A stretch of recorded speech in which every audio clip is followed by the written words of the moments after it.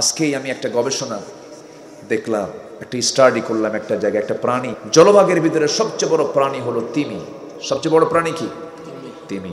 120 ton ওজন যার, নীল তিমি। তার যে হার্ট, শুধু হার্টের ওজন হলো 600 কেজি। কেউ তো সুবহানাল্লাহ কইলেন না? শুধু হার্টের ওজন কত? 600 কেজি, যা প্রতি মিনিটে 10 থেকে 12 বার, মানে প্রতি মিনিটে তার এই হার্টবিট হয়, যার আওয়াজ 3 থেকে 4 কিলোমিটার দূর থেকে শোনা যায়। এবং বড় বড় জাহাজকে নীল তিমি তার পেছনের অংশ দিয়ে আটকিয়ে দেয়, থেমে দেয়। সম্মানিত ভাইয়েরা, তিমি যখন নিচের দিকে ওর খাবারের জন্য যেতে হয় ওর, তখন সে তার পিঠের উপর একটা ঢাকনা আছে, এটাকে পাঞ্চ করে উল্টায় দিয়ে টনকে টন পানি ওই এর মধ্যে ট্যাঙ্কের মধ্যে ভরায় নিয়ে সে নিচের দিকে ওজনটা বাড়ায় নিচের দিকে চলে যায়। খাবারগুলো যখন তার সংগ্রহ হয়ে গেল, আবার উপরের দিকে চলে আসে। এই বিশাল বড় ম্যানেজমেন্ট, যে প্রাণীর শুধু হার্টের ওজন হলো 600 কেজি। কত কেজি?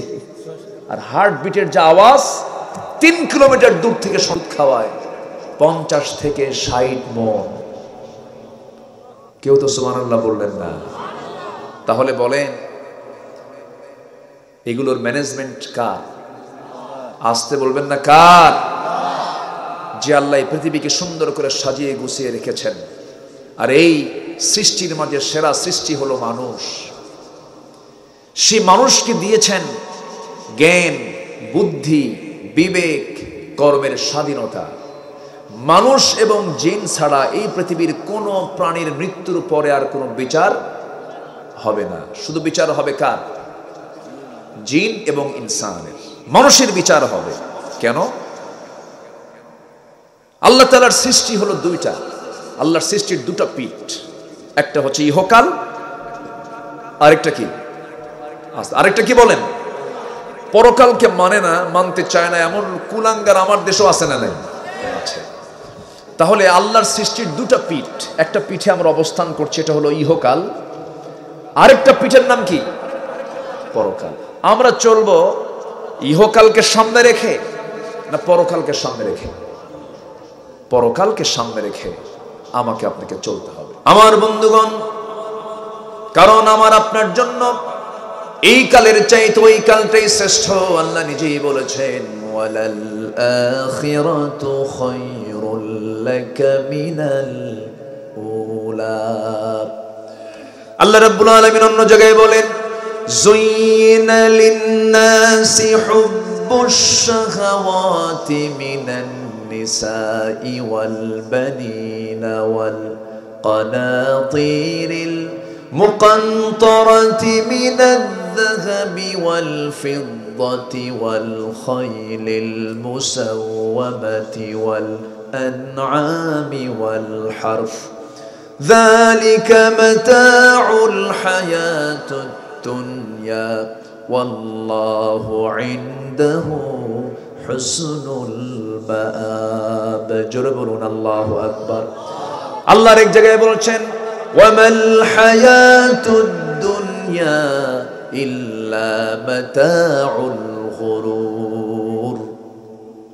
আমার ভাইরা, এই দুনিয়াটা ধোঁকা ছাড়া কিছু নয়, লাইবুন ওয়া লাহাবুন, মায়া মরিচিকা ছাড়া কিছু নয়। দেখবেন পাকা রাস্তায় যখন আপনি চলতে নেবেন, দূর থেকে দেখা যায় পাকা রাস্তার উপরে পানি যেন ভেসে ভেসে আছে, এরকম মনে হয় না? দূর থেকে দেখা যায় ওই জায়গায় মনে হয় পানি আছে। লাম ইয়াজিদহু শাইআন, ওই কাছাকাছি যখন যাওয়া হয় ওই পানি আর দেখা যায় না। এটা হচ্ছে মায়া মরিচিকা। এই দুনিয়ার যত আকর্ষণগুলো আছে সব হলো মায়া মরিচিকা।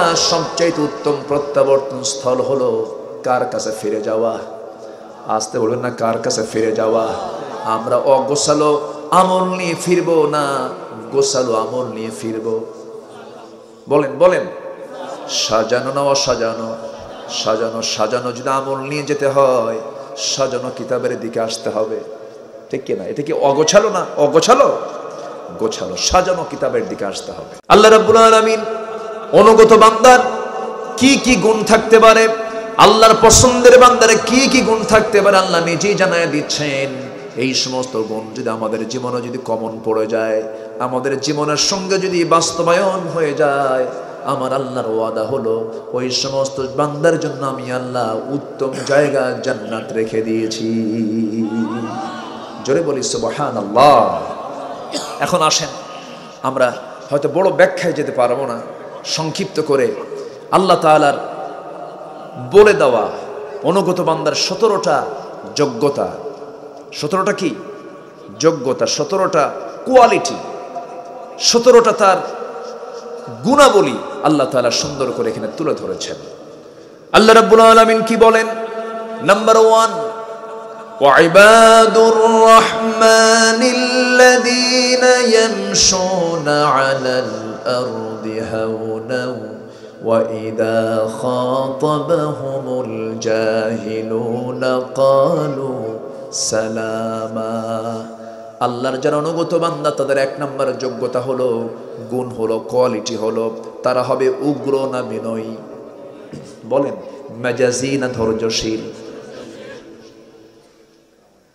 আজকে সমাজে যারা নেতৃত্ব দিচ্ছে অধিকাংশ নম্র না মেজাজি? বলেন বলেন মেজাজি না নম্র? ক্ষমা করে না প্রতিশোধ নেয়? বলেন আমার দেশে চলছে কি ক্ষমার নীতি না প্রতিশোধের নীতি? মানবতা না হিংসা? মানবতা না হিংসা? এগুলো কি রহমানের বান্দার গুণ? আল্লাহ তাআলা বলছেন কোন উগ্র মেজাজি জান্নাত পাবে না, কোন হিংসুক জান্নাত পাবে না। ক্বালা ইয়াকুম ফিল হাসাদ ফাইনাল হাসাদা ইয়াকুলুল হাসানাত কামা তাকুলুন নারাল হাতাব। তোমরা কোনো হিংসা করতে যেও না, হিংসাটা এত বড় মারাত্মক গুনার নাম। আগুন যেমন কাঠখণ্ডকে খেয়ে আগুনে জ্বলে পুড়ে ভস্ম করে দেয়, হিংসা যদি কোনো বান্দার জীবনে চলে আসে তার সমস্ত নেক আমলগুলো হিংসা তার খেয়ে শেষ করে দেয়। আজকে দেখেন আল্লাহ তাআলা যেটা হারাম করলেন, মালুহু ওয়া আরদুহু, পরস্পরের মাল নষ্ট করা যাবে না, সম্মানকে নষ্ট করা যাবে না। আমার বন্ধুগণ, আজকে সম্মান নষ্ট করার জন্য উঠে পড়ে লেগে থাকা মানুষ কিছু আছে না নাই? আসতে বলবেন না, আছে না নাই? আছে। আপনি একজন মানুষকে জিল্লতির মধ্যে ফেলে দিলেন, কোনো দোষ নাই, কোনো অপরাধ নাই, মিথ্যা সাক্ষী সাজায়া মামলা দিলেন, জেল খাটালেন। ওই বেচারি জেল খাটলো, বইয়ের হক আদায় করতে পারলো না, মেয়ের হক ছেলের হক আদায় করতে পারলো না, সন্তানদের হক আদায় করতে পারলো না, সামাজিক হক আদায় করতে পারলো না। তার কান্নাটা জেলখানার মধ্যে বালিশ ভিজে ভিজে সময়গুলো কাটলো।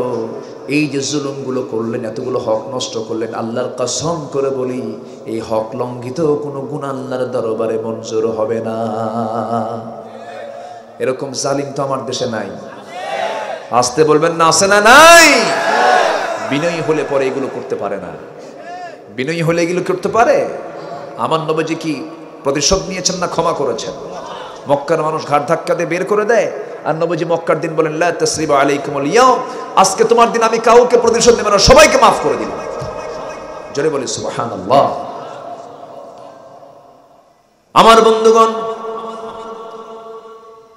আমরা নবীর উম্মত, নবীর মতো আদর্শ, নবীর আদর্শ আমরা লালন করব, আল্লাহকে রব মনে করব, রাসূলকে আদর্শ নেতা বানাবো, কিতাবকে সংবিধান বানাবো, ইসলামকে দল হিসেবে গ্রহণ করব।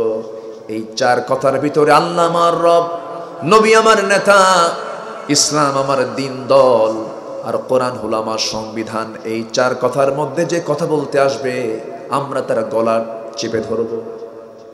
আস্তে কোন কেন? আস্তে কোন কেন? আমার ঈমান আগে না দুনিয়া আগে? আসতে বলি আমার ঈমান আগে না দুনিয়া আগে? ঈমান আগে। ঈমানকে লালন করতে হবে।